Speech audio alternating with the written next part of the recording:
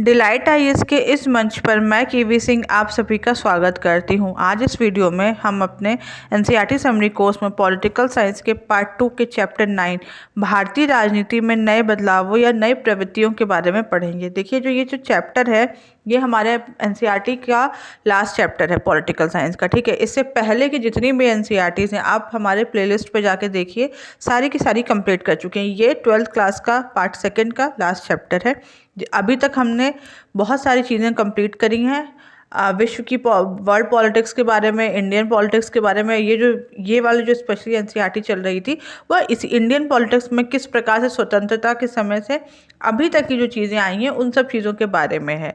और इससे पहले वाले जो पार्ट 1 था, पार्ट 1 में वर्ल्ड पॉलिटिक्स से किस प्रकार से भारत से संबंध था और भारत किस प्रकार का विश्व में राजनीति की स्थिति थी उसके बारे में था। ठीक है, आप हमारे प्लेलिस्ट पर जाके सारी देख सकते हैं, सारे वीडियोस कंप्लीटली वहाँ पे दिए हुए हैं। तो हम सबसे पहले आज देखते हैं कि हम इस चैप्टर में क्या पढ़ेंगे। देखिए, हम इस चैप्टर में पढ़ेंगे कि गठबंधन का दौर 1990 के बाद का दशक था, उस समय की क्या स्थिति थी, गठबंधन का दौर किस तरीके से आया था, राष्ट्रीय मोर्चा की स्थिति किस प्रकार से थी। ठीक है, फिर हम ये भी देखेंगे कि किस तरीके से जब कांग्रेस का पतन हुआ था, कांग्रेस के पतन के बाद जब नए जो दलों का गठन हुआ था उन स्थिति में भी हम देखेंगे। देखिए, अभी तक हमने 2 दशकों में भारतीय राजनीति में किस प्रकार की चीज़ें हुई हैं इसके बारे में हम इस चैप्टर में पढ़ेंगे। ठीक है, किस प्रकार के बदलाव आए थे, किस प्रकार की चीज़ें थी, कई प्रकार के नए कारण आए जिन्होंने कई प्रकार की नई चीज़ें का परिणाम हमें देखने को मिलता है। ठीक है, उसके बाद हम ये भी देखेंगे कि कुछ नए मामले आए, संघर्ष के कुछ गहरे मामले आए, नई पार्टीज़ का हम देखेंगे, नई राजनीतिक दलों का उदय हुआ था। ठीक है, 1990 का जो दशक था वह विभिन्न जो राजनीतिक दल थे उनके लिए एक बहुत बड़ा अफरा तफरी था। ठीक है, यहाँ पे कई प्रकार के जो बड़े बड़े नेता थे उन्होंने भी उनको भी कई बार बहुत बुरा समय भी देखने को मिलता है। इस दौर में हम राजनीतिक बदलावों के बारे में पढ़ेंगे।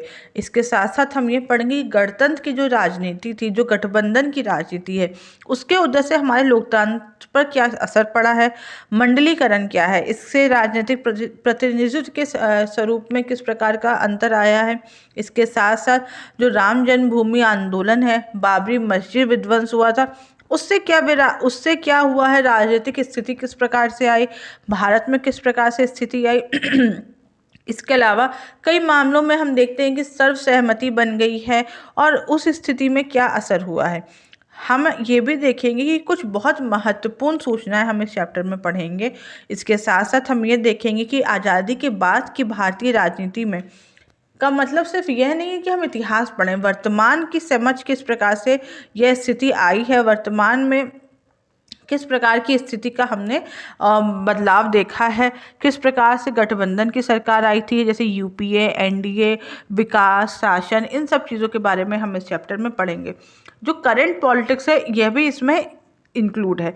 तो हम सबसे पहले आज हम देखते हैं, अपने प्रश्न की तरफ आते हैं। तो आज का प्रश्न है कि निम्नलिखित में किस संस्थाओं में महिलाओं के लिए सीट आरक्षण नहीं है, विधानसभा, नगर पंचायत, नगर निगम या ग्राम पंचायत। इसका उत्तर मैं आपको वीडियो खत्म होने पर बताऊंगी। ठीक है, हम बढ़ते हैं अपने चैप्टर की तरफ। आप ये देखिए, ये क्या है, केंद्रीय सरकार 1989 के बाद बहुत बदलाव हुए थे। देखिए, 1990 का जो दशक था, 1989 के आम चुनाव के बाद किसी भी दल को बहुमत नहीं प्राप्त हुआ था। ठीक है, उस स्थिति में भारतीय राजनीति में केंद्रीय स्तर पर गठबंधन का युग का प्रारंभ हुआ। इस बदलाव ने राष्ट्रीय राजनीति में क्षेत्रीय दलों की भूमिका में अभिवृद्धि की। 1990 के दशक के पश्चात भारतीय राजनीति में सामाजिक, आर्थिक व राजनीतिक स्तर पर कई बदलाव देखने को मिलते हैं, जिसने भारतीय राजनीति की दशा और दिशा दोनों ही बदली है। 1990 के बाद हमने देखा कि कई प्रकार के बदलाव आए हैं। ठीक है, क्या आया था, क्या प्रमुख बदलाव आए थे। सबसे पहला बदलाव था कि जो कांग्रेस प्रणाली थी वह समाप्त हो गई थी। 1984 में आम चुनाव में कांग्रेस को लोकसभा में बड़ी जीत मिली थी। इसके बाद 1989 में स्पष्ट बहुमत नहीं मिला, इसलिए कुछ आलोचक 1989 के बाद के कांग्रेस को कांग्रेस प्रणाली का अंत कहते हैं। हालांकि 1991 और 2004 में जो सरकार बनी थी गठबंधन, उसमें कांग्रेस की बहुत बड़ी भूमिका नहीं थी। इसके बाद हम देखते हैं कि राष्ट्रीय राजनीति में जनता दल व भारतीय जनता पार्टी की प्रभुत्वशाली भूमिका स्थापित हुई। राष्ट्रीय राजनीति में मंडल मुद्दे का उदय हुआ, नई आर्थिक नीति का उदय हुआ, ठीक है। इसके साथ साथ अयोध्या विवाद आया, गठबंधन की राजनीति का उदय हुआ, शाहबानो प्रकरण। इस प्रकार की जो स्थितियां थी, यह एक बहुत बड़ा मुद्दा 1990 के बाद हमें देखने को मिलता है, ठीक है। नई आर्थिक नीति भी हमने देखा कि काफ़ी ज़्यादा हुई थी। और 1989 से जब हम अभी तक के प्रधानमंत्री देखेंगे, वीपी सिंह, चंद्रशेखर, इसके बाद पीवी नरसिम्हा राव, अटल बिहारी वाजपेयी, एचडी देवगौड़ा, इंद्र कुमार गुजराल, अटल बिहारी वाजपेयी, मनमोहन सिंह, नरेंद्र मोदी। देखिए 1989 के बाद भारत में गठबंधन की राजनीति का शुरुआत हुई थी। इसके बाद कि जितनी भी सरकार थी वह बहुदलीय थी, ये हमें स्थिति देखने को मिलती है। और उसके बाद हम देखेंगे कि अभी जो 2014 में जो चुनाव हुए हैं, जब बीजेपी की सरकार आई है, और उसके बाद हमें देखने को मिलता है कि बहुत समय के बाद हमने ये देखा है कि एक दल की सरकार आई है और बहुमत से सरकार आई थी। अब हम जानते हैं कि भारत में किस प्रकार गठबंधन की राजनीति का उदय हुआ। गठबंधन क्या उदय हुआ? कांग्रेस की हार के साथ ही भारत की दलीय व्यवस्था से उसका प्रभुत्व समाप्त हो गया और बहुदलीय शासन प्रणाली का युग शुरू हो गया था। अब केंद्र में गठबंधन सरकारों के निर्माण में क्षेत्रीय दलों का महत्व भी बढ़ गया। 89 के चुनाव के बाद गठबंधन के युग का प्रारंभ हुआ। इस चुनावों के बाद जनता दल और कुछ क्षेत्रीय दलों ने मिलकर राष्ट्रीय मोर्चे ने भाजपा और वाम मोर्चे के गठबंधन से सरकार बनाई। 1998 से 2004 तक भारतीय जनता पार्टी के नेतृत्व में राष्ट्रीय जनतांत्रिक गठबंधन की सरकार रही। इस दौरान पर वहाँ पे अटल बिहारी वाजपेयी प्रधानमंत्री रहे थे। 2004 से 2009 और 2009 से 2014 तक यूपीए की सरकार ने 2 कार्यकाल पूरे किए थे और डॉक्टर मनमोहन सिंह प्रधानमंत्री रहे। उसके बाद 2014 में भारतीय जनता पार्टी ने 30 साल बाद पूर्ण बहुमत की सरकार प्राप्त करी थी, ठीक है। तो यह स्थिति हमें देखने को मिलता है। गठबंधन की सरकार क्या है? देखिए गठबंधन की सरकार क्या है कि अनेक राजनीतिक पार्टियों का एक न्यूनतम साझा के तहत सरकार का गठन करती है। इसमें किसी एक पार्टी का वर्चस्व नहीं होता है। गठबंधन की सरकार का गठन के पीछे प्रमुख कारण यह है कि इसमें किसी एक दल को पूर्ण बहुमत नहीं मिलता है। इसका गठन राष्ट्रीय युद्ध जैसे राष्ट्रीय संकट जैसे युद्ध, आर्थिक संकट में भी किया जा सकता है। अगर गठबंधन टूट जाता है तो ऐसी स्थिति में सदन अविश्वास मत में भी चला जाता है। गठबंधन सरकार के उदय का कारण क्या था? देखिए सबसे बड़ा कारण था कि राष्ट्रीय राजनीतिक दलों का कमजोर होना, किसी को भी स्पष्ट बहुमत ना मिल पाना, क्षेत्रीय राजनीतिक दलों का उदय और सरकारों के निर्माण में बढ़ती इनकी भूमिका, जाति व संप्रदाय आधारित जो राजनीति थी उसका उदय हुआ, जिससे हम देखते हैं कि गठबंधन की सरकार का उदय हुआ। गठबंधन सरकार के कारण केंद्र राज्य संबंधों में अनेक परिवर्तन आए थे, ठीक है। क्या परिवर्तन आए हैं कि धारा 356 के दुरुपयोग का प्रयोग कम हुआ है, ठीक है।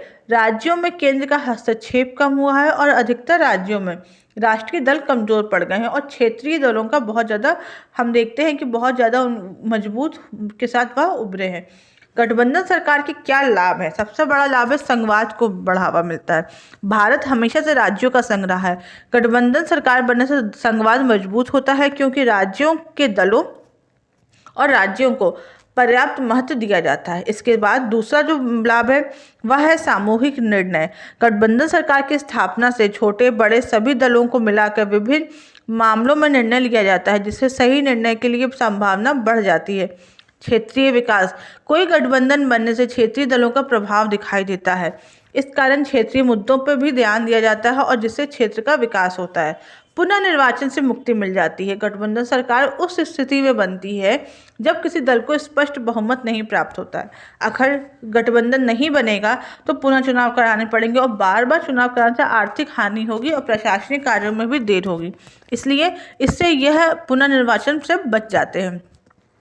गठबंधन सरकार की हानियां क्या होती है? सबसे बड़ी स्थिति कि प्रधानमंत्री की स्थिति कमजोर होती है क्योंकि उन्हें इस बार उनको या उनकी पार्टी को इस बार का डर रहता है कि कहीं समर्थन वापस ना हो जाए। निर्णय में देरी देखने को मिलती है।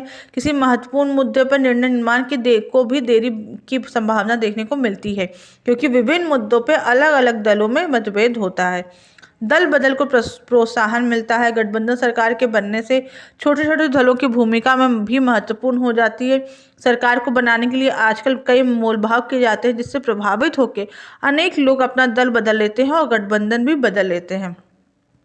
भ्रष्टाचार में वृद्धि भी हमें देखने को मिलती है। सरकार बनाने के लिए किसी भी प्रकार का गठबंधन किया जाता है तो आपसी सामंजस्य भी स्थापित नहीं होता, क्योंकि प्रधानमंत्री को भी गठबंधन बचाना पड़ता है, इसलिए वह कई बार सदस्यों को पर्याप्त नियंत्रण नहीं रख पाते हैं और यह स्थिति भी हमें देखने को मिलती है। अब हम जानते हैं मंडल मुद्दा के बारे में। 1978 में जनता पार्टी सरकार ने दूसरे परीक्षा आयोग का गठन किया, इसके अध्यक्ष विदेश्वरी प्रसाद मंडल थे, इसलिए इसे मंडल आयोग के नाम से भी जाना जाता है। इसकी स्थापना 1978 में जनता पार्टी की सरकार में बीपी मंडल की अध्यक्षता में की गई थी। इसकी क्या सिफारिशें थी? अन्य पिछड़ा वर्ग जो है यानी कि ओबीसी, उनकी सरकारी नौकरी में 27% का आरक्षण, भूमि सुधारों को पूर्णता से लागू करना। 1990 के तत्कालीन प्रधानमंत्री श्री वीपी सिंह ने इनकी जो सिफारिशें उनको लागू किया और जिसके खिलाफ हमने यह भी देखा कि देश में विभिन्न भागों में हिंसक विरोध भी हुए थे।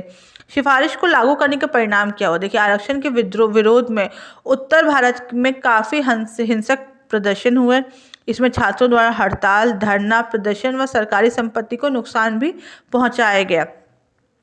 परंतु इस विद्रोह का सबसे अहम पहलू बेरोजगार युवाओं व छात्रों द्वारा आत्मदाह और आत्महत्या जैसी घटनाएं थीं।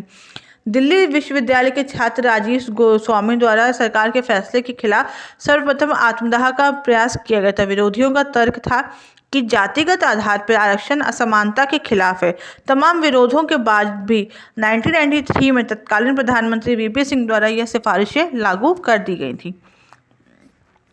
फिर हम जानते हैं कि किस प्रकार से आया था। सबसे बड़ा आता है कि नई आर्थिक नीति किस प्रकार से आई थी। देखिए, नई आर्थिक नीति 1991 में आई थी। ठीक है, इस समय हम ये देखेंगे कि पीवी नरसिम्हा राव के नेतृत्व में और जब वहाँ पे वित्त मंत्री डॉक्टर मनमोहन सिंह ने तब देश में नई आर्थिक नीति आई थी, जिसके बाद वहाँ पे उदारीकरण, निजीकरण और वैश्वीकरण एक प्रकार से अर्थव्यवस्था को खोल दिया गया था और इन सब पे उदारीकरण और निजीकरण पे बल दिया गया था। यह स्थिति हमें देखने को मिलती है।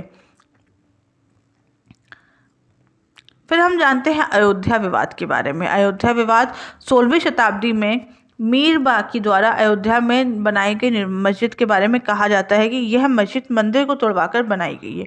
यह मामला अदालत में गया और 1940 के दशक में इसको टाल दिया गया। मतलब आप समझ सकते हैं कि यह मुद्दा भारत की आज़ादी से भी पहले का है। बाद में जब यहाँ पे ताला खुला तब इस मुद्दे पर वोट बैंक की राजनीति हुई और 6 दिसंबर 1992 को मस्जिद का ढांचा तोड़ दिया गया था। इसके कारण देश भर में सांप्रदायिक हिंसा फैली और 1993 में मुंबई में भी दंगे हुए थे। वर्तमान में सर्वोच्च न्यायालय द्वारा इस विषय पर निर्णय दे दिया गया है। 1992 के इस घटना के प्रभाव क्या हुए थे? उत्तर प्रदेश की सरकार ने भाजपा सरकार बर्खास्त हो गई थी। देश भर में सांप्रदायिक तनाव आ गया था। केंद्र सरकार द्वारा जांच आयोग की नियुक्ति की गई थी और अधिकतर राजनीतिक दलों द्वारा इसकी घटना की निंदा की गई थी। अब हम जानते हैं शाहबानो प्रकरण के बारे में। देखिए, शाहबानो प्रकरण, शाहबानो एक मुस्लिम महिला था जिसे तलाक के बाद पति ने गुजारा भत्ता देने से मना कर दिया। सर्वोच्च न्यायालय ने अनुच्छेद 44 समान नागरिक संहिता के तहत शाहबानो को पति से गुजारा भत्ता देने का निर्देश दिया था। ठीक है, तो ये जो मुद्दे हैं ना, ये सांप्रदायिकता के आधार पर है, धर्म के आधार पर एक दूसरे से भेदभाव के रखना, धार्मिक समुदाय दूसरे धार्मिक समुदाय तथा राष्ट्र के विरुद्ध इनका उपयोग करना, यह स्थिति हमें देखने को सांप्रदायिकता में मिलती है। हम ये देखेंगे कई बार सहमति के मुद्दे देखने को मिलते हैं। देखिए, विरोधी दलों में भी कई बार सहमति के मुद्दे देखने को मिलते हैं। किसमें देखने को मिले हैं? नई आर्थिक नीति पे हमें सहमति का मुद्दा देखने को मिला है। पिछड़ी जातियों की राजनीति और सामाजिक दावेदारियों पे भी स्वीकृति का मुद्दा देखने को मिलता है। क्षेत्रीय दलों की भूमिका और साझेदारी की स्वीकृति पे भी हमें स्वीकृति देखने को मिलती है और विचारधारा के जगह पे कार्य सिद्धि पे जब जोर किया जाता है तब भी हमें स्वीकृति देखने को मिलती है और ये सब स्थितियां हमें वहाँ पर देखने को मिलती है। हम ये देखेंगे कि आपातकाल के बाद भाजपा एक महत्वपूर्ण शक्ति के रूप में उभरी है और देखिए, इस बार जब हमने यह स्थिति देखी तो भाजपा का जब हम विकास का क्रम देखेंगे तो यह एक 1980 में अपनी स्थापना के बाद भाजपा भारतीय राजनीति में सदैव आगे ही बढ़ती रही है। 1999 में 9वीं लोकसभा चुनाव में इसे 88 सीटें प्राप्त हुई और इसके समर्थन से जनता दल की सरकार बनी। 1996 में 11वीं लोकसभा के चुनावों में भाजपा सबसे बड़े दल के रूप में उभरी और श्री अटल बिहारी वाजपेयी के नेतृत्व में केंद्र में पहली बार सरकार का निर्माण किया।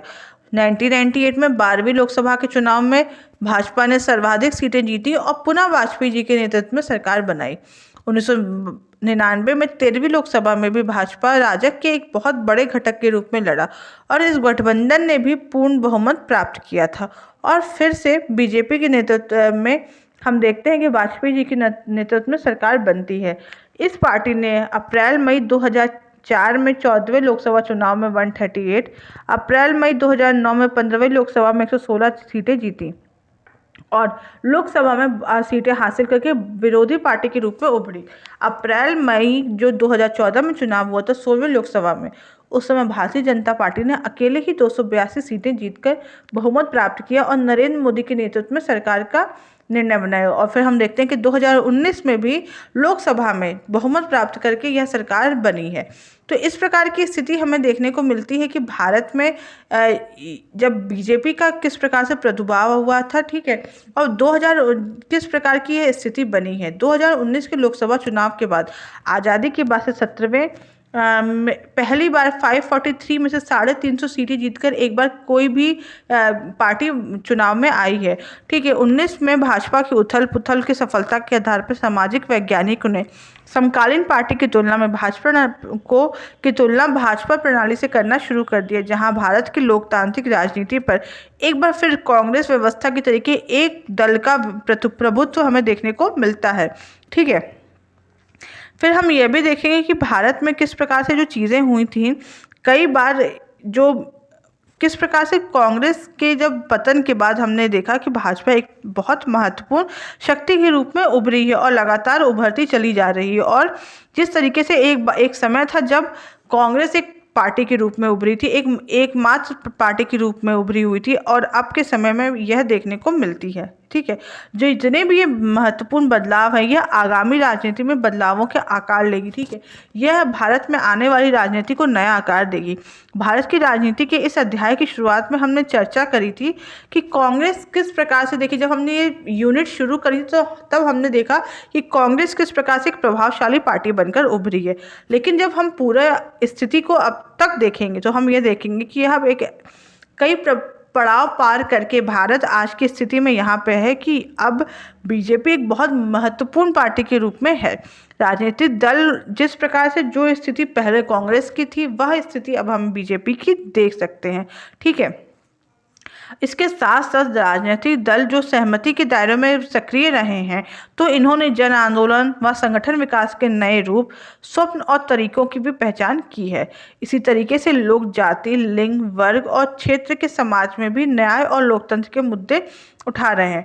तो हम ये कह सकते हैं कि भारत में राजनीति में जो लोकतंत्र में जो राजनीति है वह हमेशा जारी रहेगी और शायद जब अगली बार हम एनसीईआरटी का जब नया संस्करण आएगा तो इसमें कुछ नई चीज़ें ऐड हो जाएंगी, तो यह स्थिति बनी रहेगी।